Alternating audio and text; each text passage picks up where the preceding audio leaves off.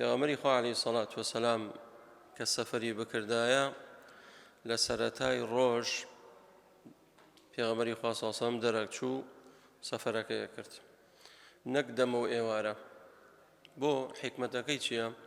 ئینسان کە لە سەرەتای ڕۆژ کەوتە ڕێ قەدەری خوا سەیارەی تێکچێ خۆی وەزعێک بێتە سەری دنیا ڕۆژە و ڕەنگە ئاسانتر بێ و زۆر بە سەهلی بچیتە شوێنێکە. بەڵام کە تۆ دەمە و مەغریب دەمە و ئێوارە سەفەرکەیت خوا نەخواستە تای سیارەت بتەقێ ڕەنگە تۆ بکەیتە چۆڵەوانیەک شوێنێک ئاوەدانی لێ نەبێت. بۆیە پێغەمبەری خوا سەڵڵەهو عەلەیهی وسەلەم سەرەتای ڕۆژە کەوتە ڕێ سەفەری وا بووە. بەڵام معنای ئەوە نییە ئینسان دەمە و ئێوارە سەفەر کا دروست نییە، نە، یعنی ئەمە هەدی بووە، ئەمە ڕێبازی بووە، وا پێی خۆش بووە. بۆی ئێمەش چاو لە پێغەمبەری خوا بکەین سەڵڵەهو عەلەیهی وسەلەم ئەبێتە مای خێر و بەرەکەت بۆمان.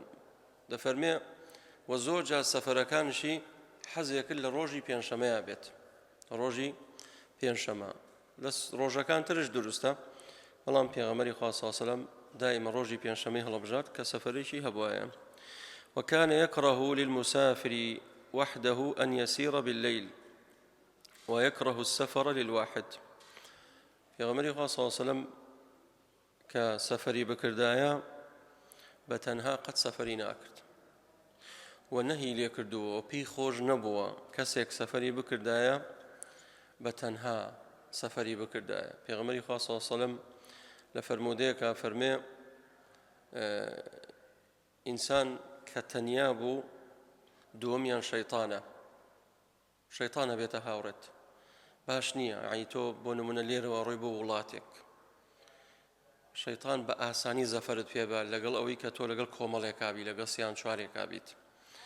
بۆیە ئینسان سەفەری کرد دائیما دوو نەفەرش نەبێت، سێ بەبانەوە بن، سێ بەبانەوە بن، بۆ ئەوەی ئینسان کە تاکەوە بوو تاوان ئاسانە.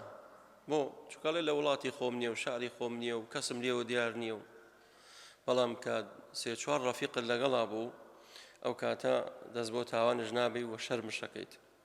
کەواتە پێی خۆش نەبوو صلی الله علیه وسلم ئینسان سەفەر کا بە تایبەت لە شەوە بە تاق تەنها ڕێ بکات و سەفەر بکات.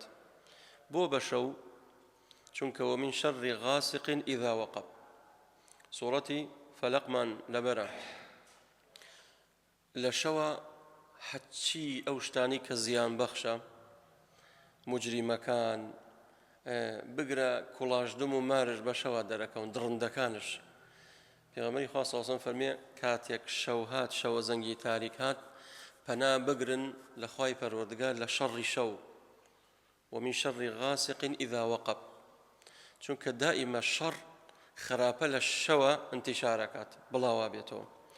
ئێستا کابرا کە دزی بکات بە ڕۆژێکیان بە شەو، بە شەوێکە بۆ خەڵک خەوتووە کەس ئاگای لێ نییە و موجریمەکان خەڵکە کوژن بە شەوە چن خەڵکە کوژن، سەعات دوی شەو لە ماڵێ بن و گولێنە مێشکێ و فڕێدەن دوای جەنازەکەی، ئەو ئیشیانە. بەڵام بە ڕۆژ ئەوەیان پێ ناکرێت ناو قەرەباڵغی و لە ناو خەڵکایە. دائیمە ئەوانەی کە زاڵمن ستەمکارن جەڕائیمەکانیان هەڵەگرن بۆ شەو، کەواتە بە شەوش باش نییە بە تەنها سەفەرکەی. بۆیە کە سەفەرت کرد بە خەڵکێکت لەگەڵا بێ وا باشە.